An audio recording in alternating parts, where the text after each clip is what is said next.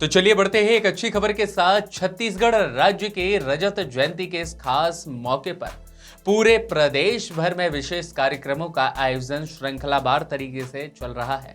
और इसी कड़ी में अगर देखें तो महासमुंद वन मंडल के अंतर्गत सरायपाली वन परिक्षेत्र स्थित शिशुपाल पर्वत एवं इको कैंप शिशुपाल में स्वच्छता को लेकर बढ़ावा देने की दिशा में एक आकर्षक और सकारात्मक महाअभियान को चलाया जा रहा है। मिली जानकारी है कि वन विभाग के अधिकारी, कर्मचारी और सुरक्षा श्रमिकों ने मिलकर के शिशुपाल पर्वत क्षेत्र में एक बड़े पैमाने पर मिलकर के साफ सफाई अभियान को चलाया है। पर्यटन को बढ़ावा देने और प्राकृतिक सौंदर्य को सुरक्षित रखने की दिशा में यह उद्देश्य निरंतर आगे बढ़ रहा है।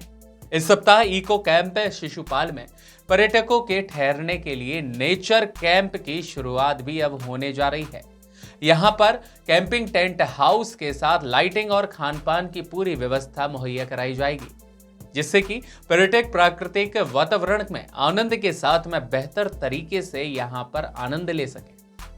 ट्रैकिंग के बढ़ते हुए इस आकर्षण को देखते हुए विभाग ने भी 20 रुपए ट्रैकिंग शुल्क निर्धारित किया है। एक अनोखी यह व्यवस्था की गई है जिसमें ट्रैकिंग पर साथ ले जाए जाने वाले प्लास्टिक, पैकेट फूड और साथ ही बोतल या फिर अन्य कचरे जैसी सामग्री को लेकर जाने वाले पर्यटकों को एक अतिरिक्त शुल्क भी जमा करना होगा।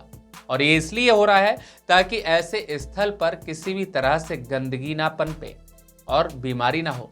सफाई स्वच्छता को विशेष में ध्यान रखते हुए यह महाअभियान लगातार प्राकृतिक सौंदर्य और वातावरण को अपनी ओर आकर्षित कर रहा है।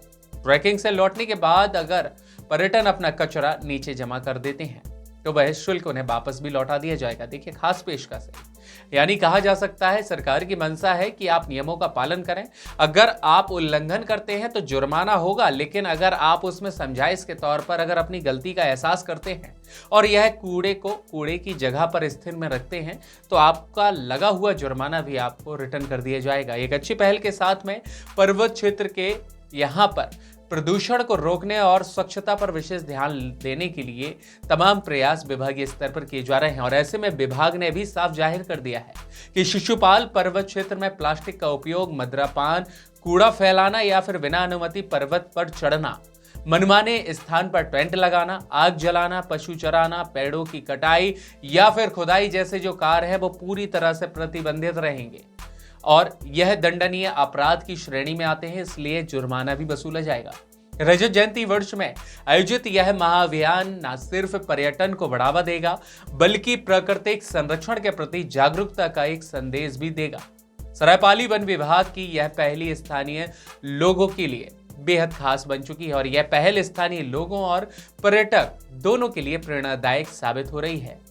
स्ट्रेट हेड जीत तिवारी की खास रिपोर्ट।